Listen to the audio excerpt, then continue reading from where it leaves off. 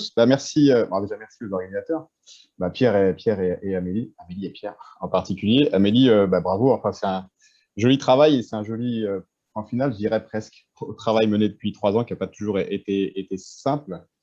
C'est bien dommage, effectivement, qu'on ne soit pas tous en présentiel et il nous manquera toujours ces pauses et ces discussions hors présentation. Voilà, maintenant, on s'habitue à le faire avec d'autres outils, donc n'hésitez pas à me questionner au fur et à mesure. Amélie et Pierre, je compte sur vous pour me relayer les questions si elles arrivent au fur et à mesure. Et puis, il y aura sans doute un petit temps de débat après. Merci à tous les participants. Alors, je vois que le public est quand même assez diversifié. Donc, voilà, on essaie d'adapter le discours. À la fois, j'ai vu qu'il y a des étudiants, je pense qu'il y a des enseignants aussi.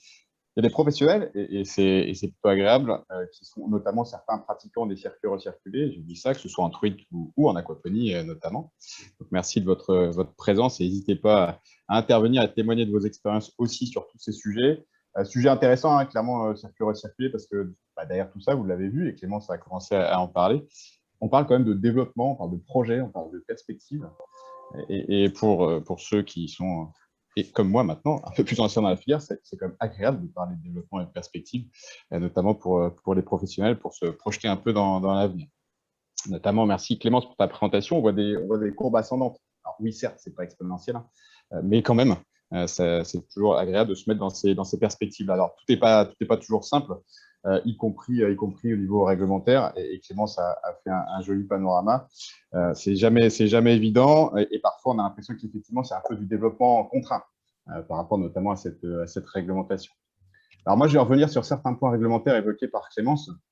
Alors non pas pour vous expliquer en quoi il y a une réglementation spécifique pour les circuits recirculés, mais en voir en quoi éventuellement les circuits recirculés peuvent apporter des éléments de réponse ou pas face à ces différents points réglementaires, et puis à d'autres questions qui restent ouvertes par rapport aux circuits recirculés. Très rapidement, l'ITAVI, pour ceux qui ne connaîtraient pas l'ITAVI, c'est un institut technique. À la base, c'est bien l'institut technique de l'aviculture, dans tout ce qui est volaille. Je vous rassure, il y a bien un service aquaculture. Et donc, on apporte un soutien à la profession. On parle d'aquaculture, mais nous, on est vraiment sur l'aspect pisciculture, même si on travaille un petit peu sur l'aspect algoculture au sens spiruline, mais pas du tout sur les autres facettes de l'aquaculture, notamment la conchyliculture. Donc, trois grands domaines d'activité. Un soutien technique, et c'est le cas notamment sur cet accompagnement réglementaire, les évolutions réglementaires qui du coup posent aussi des questions techniques quand on parle d'évolution de la réglementation. Un volet recherche-développement avec tout un ensemble de partenaires en R&D dont certains sont présents ici. Et puis bien entendu l'aspect diffusion-valorisation avec notamment des journées de la recherche qui hélas ne se tiendront pas cette année, faute de possibilité de se réunir en présentiel. Donc on verra ça pour un peu plus tard.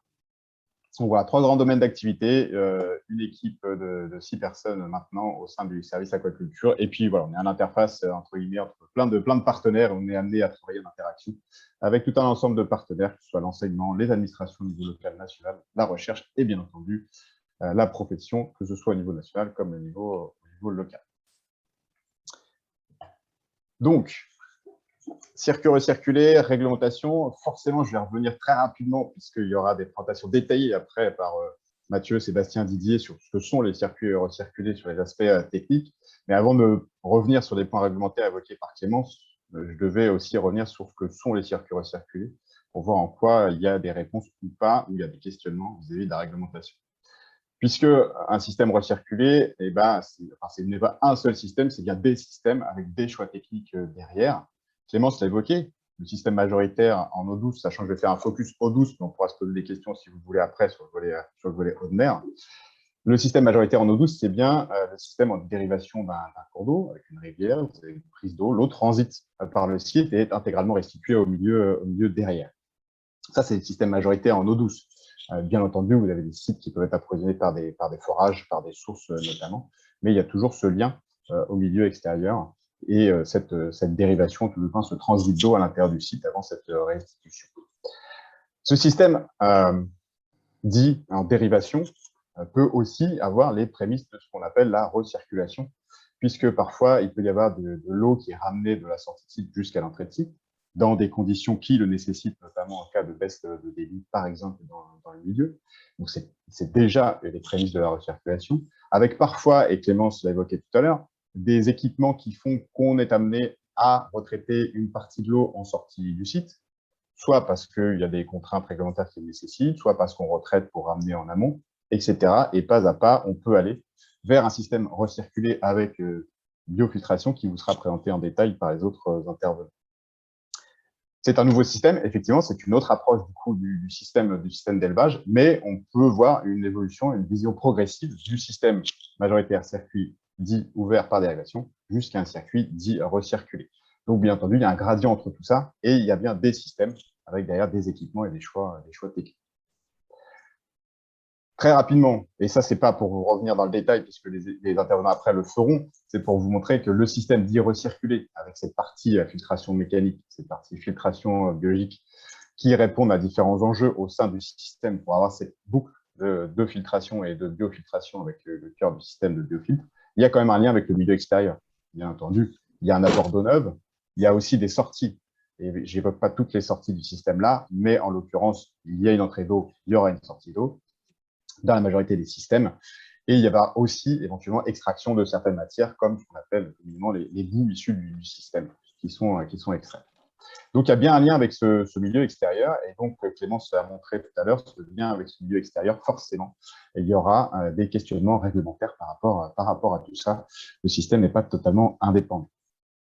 Alors, la réglementation, je ne vais pas revenir dans le détail, mais c'est effectivement un vaste panel. Et là, on va avoir qu'un tout petit panel, parce que ça pourrait être assez à perte de vue. Je vais me focaliser sur les questions environnementales, enfin, sur quelques questions environnementales. Il y a bien entendu des questions qui peuvent relever du sanitaire, que je n'évoquerai pas ici, mais il y aura une intervention dédiée demain, me semble-t-il. Il y a la question de l'aspect qualité des produits. Je ferai un petit point sur le label bio, parce que c'est souvent une question qui est posée ou qui apparaît. Et il y a bien entendu d'autres thématiques. Donc, c'est un vaste sujet. Est-ce qu'il y a des réponses spécifiques pour les circuits recirculés? Eh ben, on va l'aborder ensemble. Est-ce que ça pose des questions spécifiques? Eh bien, on va essayer de voir ça aussi ensemble dans la suite. Donc, je reviens sur les 3 points clés qu'évoquait Clémence. Donc, on part bien de notre système dit circuit ouvert, des bassins installés sur source, en dérivation de rivières, ou éventuellement avec des forages qui alimentent les bassins. Donc, on a bien nos 3 points clés au niveau de notre barrage, la fameuse passe à poissons. On a dans ce tronçon-là la nécessité de laisser une partie du débit total du cours d'eau qu'on appelle le débit réservé. Et bien entendu, se passe le débit dérivé, c'est ce qui transite par le site. Donc, c'est concrètement la quantité d'eau avec laquelle vous allez pouvoir travailler à l'intérieur du site. Et donc, issu de ce débit dérivé, il y a l'ensemble des rejets qui vont arriver dans le cours.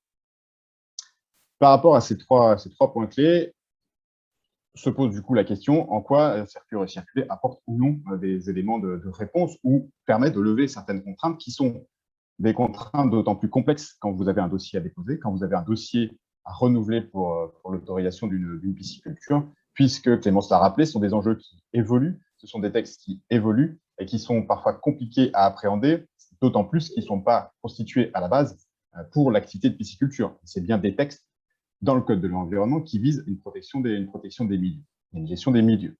Donc l'aspect quantité d'eau, avec la notion de débit réservé, de débit minimum biologique, qui ont été présentés tout à l'heure, dans ce fameux tronçon court-circuité. Est-ce que un circuit recirculé peut répondre à cette contrainte, ou en tous les cas, à cette obligation réglementaire, et limiter les difficultés pour y répondre? Donc, je vais vous en faire beaucoup des comme ça, mais ma réponse, elle est oui et ou non. Tout dépend, en fait, du choix du système et du fonctionnement de votre système.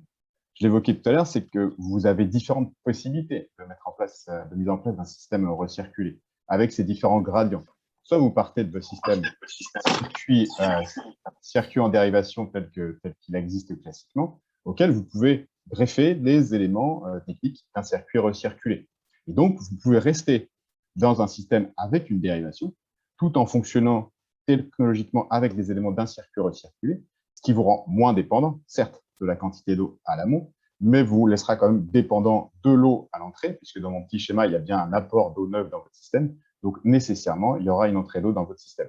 Qui dit prélèvement d'eau, dit forcément application de ces notions de débit réservé. Certes, ça pourrait être plus simple pour répondre à l'enjeu par rapport à l'obligation de débit à laisser dans votre tronçon court-circuité. Pour autant, ça ne vous enlève pas la nécessité de répondre à ces textes réglementaires.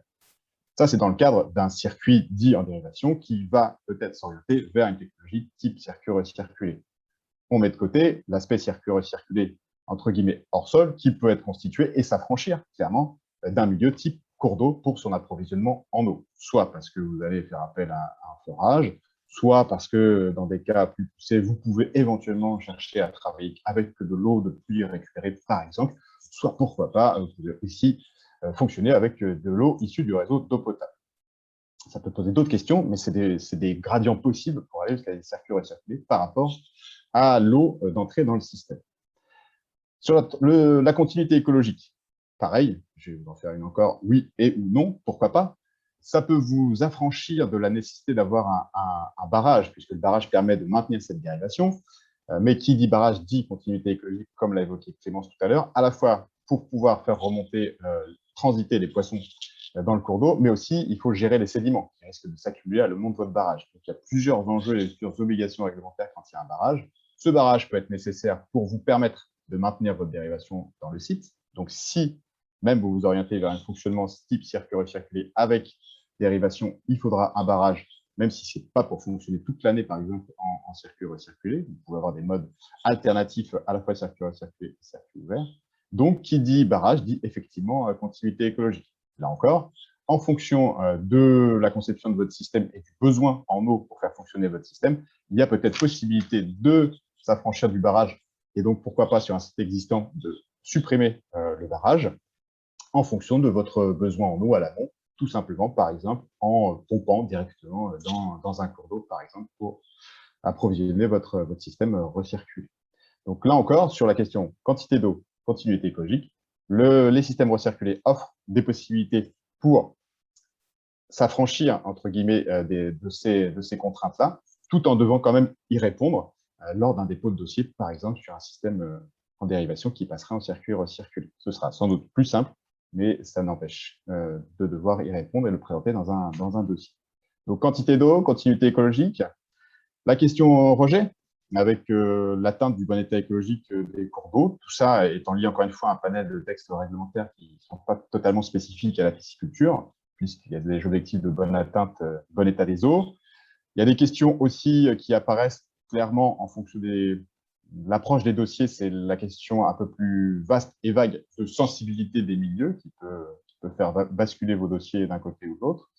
Même si nous avons, et Clémence l'a rappelé, des outils spécifiques comme l'arrêté de 2008 qui est dédié pisciculture, la fiche flux qui est dédiée pisciculture aussi, qui vise justement à expliquer comment appliquer tous ces textes, et bien se pose clairement de toute façon en fonction de vos situations, en fonction de cette fameuse sensibilité de milieu qui n'est pas simple à appréhender, la question du rejet et donc de l'impact sur le milieu derrière. Donc, encore une fois, on reprend notre gradient de système dit recirculé. Si vous partez de vos systèmes en dérivation sur milieu, qu'éventuellement vous passez progressivement sur des technologies type circuit recirculé, se posera nécessairement de toute façon, puisqu'il y aura des sorties pour le système, notamment avec l'eau qui sortira, des questions de respect ou pas du bon état des eaux en aval du système. C'est aussi vrai si vous avez un système, entre guillemets, complètement hors sol, qui est approvisionné en eau, qui nécessite un rejet, une sortie du système, notamment en eau. Tout dépend où va aller votre rejet. S'il va dans un milieu naturel, type cours d'eau, se posera aussi cette question du rejet et donc de l'atteinte ou pas du bon état des eaux en aval du site, sur l'ensemble de paramètres qu'a listé Clémence tout à l'heure, par exemple. Donc là encore, la réponse peut être oui, ça permet de s'affranchir tout ou partie de ces contraintes-là et donc d'aller vers des dossiers plus simples à présenter et sans doute plus rapides en termes d'instruction et de délivrance d'autorisation. Mais la question reste posée et la réponse dépendra clairement des choix de fonctionnement de vos systèmes. La question du statut réglementaire, puisqu'il y a deux types, entre guillemets, de grandes réglementations pour la pisciculture à l'heure actuelle, que sont les installations classées et les dossiers IOTA, c'est la loi sur l'eau. Donc, soit vous êtes à une autorisation, soit vous êtes à une déclaration. Ça conditionne un type de dossier à monter et une complexité pour le dossier. Alors, est-ce qu'il y a quelque chose de spécifique pour les circuits recirculés? Eh bien, actuellement, non, nécessairement, étant donné que toute la réglementation a été, bien entendu, conçue et mise en place à partir du système majoritaire qui est le système ouvert en dérivation. Pour autant, ça s'applique bien aussi pour les circuits recirculés. Et en l'état, c'est basé sur une notion qui s'appelle la capacité de production. Que vous fassiez moins de 20 tonnes, vous relevez d'une déclaration loi sur l'eau, plus de 20 tonnes, vous relevez d'une autorisation installation classée. Donc un système en recirculé est bien entendu concerné aussi par l'application de ces rubriques. Il y en a bien d'autres, des rubriques dans cette nomenclature eau et dans la rubrique notamment installation classée aussi. Sur l'aspect purement environnemental, si vous avez un forage, puisque vous vous extrayez d'un approvisionnement en eau sur un cours d'eau, par exemple, il y a une rubrique spécifique forage qui nécessite de déposer un dossier soit autorisation, soit déclaration. Si vous cherchez à limiter votre prélèvement dans le cours d'eau, puisque vous avez besoin de moins d'eau pour fonctionner dans votre système, il y a quand même une rubrique dans la nomenclature eau qui, pareil, détermine si vous relevez d'un dossier d'autorisation ou déclaration. Donc, le système en recirculation sera aussi concerné avec un dossier réglementaire qui sera dédié en fonction, encore une fois, des choix de fonctionnement, de conception de votre site qui devra être décrit et donc viser l'ensemble de ces rubriques réglementaires. Les espèces, parce que ça aussi, c'est une vaste question sur la question des circuits recirculés. J'ai fini mon petit focus type loi sur l'eau, installation classée. Il y a d'autres rubriques, mais on pourrait y revenir si vous voulez. C'était une première approche. Les espèces, en France, il y a une liste d'espèces dites autorisées, puisque ce sont les espèces représentées, qui datent de 85. Il y a eu pas mal d'échanges. Je sais qu'il y a beaucoup d'interrogations, il y a des débats, il y a des interprétations, puisque les textes sont toujours interprétables et pas toujours très clairs, notamment dans leur mise en application, puisqu'il y a un règlement européen, en fait, qui parle d'installation aquacole fermée. Ça vise clairement les systèmes dits circuits recirculés, qui n'ont pas de rejet dans les cours d'eau. Ce texte européen, en fait, vous exonère de permis d'introduction par rapport à l'introduction de certaines espèces. Il y a une liste d'espèces qui a été présentée par la France pour justement exonérer de ce permis d'introduction européen. Il y a un travail en cours qui n'est pas fini sur justement clairement clarifier ce que c'est une installation aquacole fermée. Il y a l'obligation, notamment, de faire un inventaire de ces installations aquacoles fermées, d'avoir une mise en place d'une gestion administrative et d'inventorier aussi des espèces qui ont déjà été introduites dans ces systèmes dits d'installation aquacole fermée. Donc, potentiellement, c'est là où on se dit qu'il y aurait possibilité d'introduire d'autres espèces dans ces installations aquacoles fermées. Alors, bien entendu, on met de côté tout de suite tout ce qui est espèces susceptibles de provoquer des déséquilibres biologiques qui sont totalement interdites. Donc, potentiellement, est-ce que je peux introduire d'autres espèces dans mes installations aquacoles fermées, sachant que j'ai ma liste d'espèces autorisées. Là, j'ai peut-être possibilité avec cette liste en France. Et ben, pourquoi pas, puisque ça reste des espèces qui potentiellement pourraient être autorisables. Vous avez déjà des espèces autorisables qui le sont parce qu'elles ont fait l'objet d'une dérogation, et c'est le cas uniquement pour des espèces d'esturgeons et pour la carpe amour. Ça sont des espèces autorisables par dérogation à la liste des espèces autorisées. Tout le reste, c'est des espèces potentiellement autorisables. C'est sous décision préfectorale. Le règlement européen exonère de permis d'introduction de ces espèces-là, certes, mais pour autant, ça ne vous donne pas l'autorisation de les introduire en France, étant donné qu'elles ne font pas partie de la liste des espèces autorisées. Donc, ça pose beaucoup de questions sur effectivement le potentiel des circuits recirculés vis-à-vis d'autres espèces, les volontés d'avancer sur d'autres espèces en lien avec la technologie des circuits recirculés. Les questions ont déjà été remontées, il y a des évolutions en cours, ça prendra encore un certain temps, mais il y a pas mal d'espèces qui sont potentiellement autorisables et qui présentent un potentiel intéressant pour les circuits recirculés. La question du bio, c'est un peu sans suspense. Je pense que tout le monde était un peu au courant, mais il y a un texte il y avait déjà un texte précédemment en vigueur qui clairement interdisait l'utilisation des systèmes recirculés pour produire sous le label bio, mais il laissait la porte ouverte pour une éventuelle évolution et pouvoir permettre le label bio pour ces systèmes-là. L'évolution a fait que depuis de toute façon le 1er janvier 2021, c'est clairement interdit, sauf pour la partie écloserie nord-sud. Donc, impossibilité effectivement d'aller vers cette labellisation bio en circuit recirculé. Alors, des réponses des circuits recirculés à tout volet réglementaire, donc vous l'avez vu, oui, possiblement. Voilà. Mais encore une fois, tout dépendra des choix et d'implantation et des choix techniques et du coup des performances de fonctionnement du système derrière, que ce soit sur des questions de quantité d'eau utilisée, que ce soit sur des questions de rejet ou c'est des questions de continuité écologique.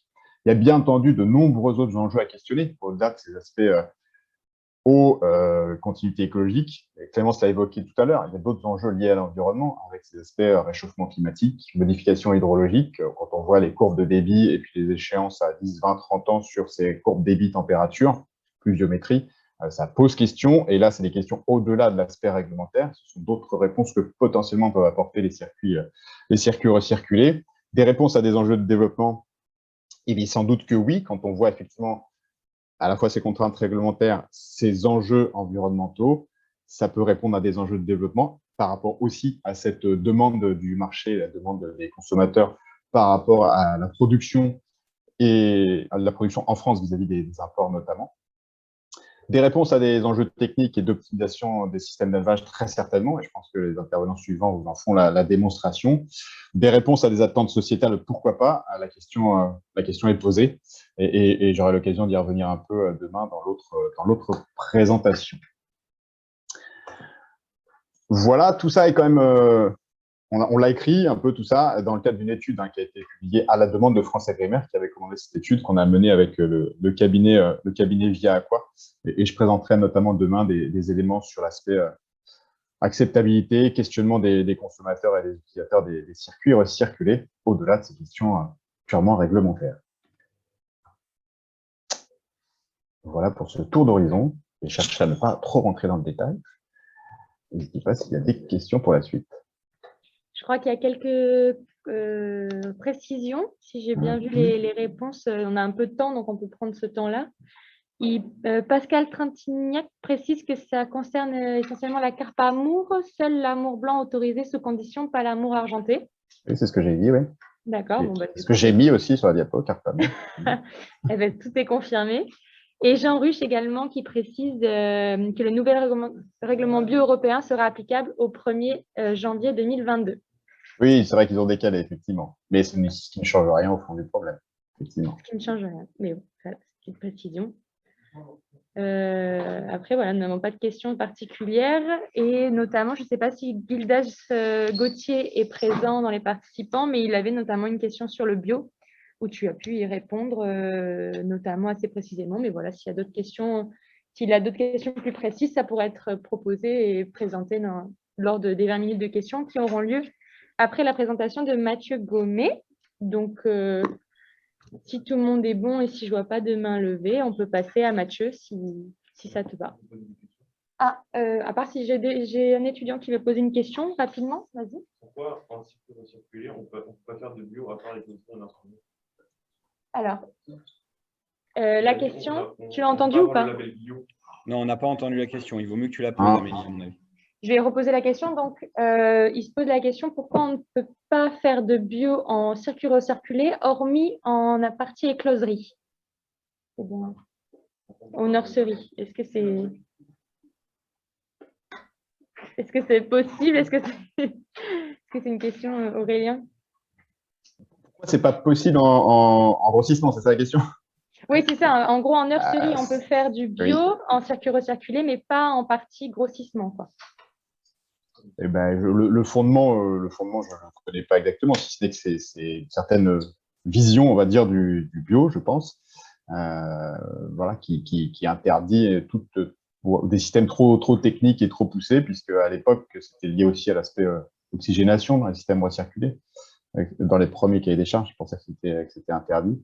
Le fait est que écloserie nurserie, c'est aussi pour pouvoir maintenir un cycle complet en bio. Si vous avez du grossissement en bio derrière, après, ça exclurait effectivement toute cette partie écloserie nurserie qui est une durée de temps court, entre guillemets, dans la vie, notamment dans les animaux aquatiques avec des cycles longs. Donc, c'est un cycle court sur la partie écloserie nurserie, ce qui permet de quand même fournir des alevins produits avec ces technologies écloserie nurserie pour derrière faire du bio en grossissement.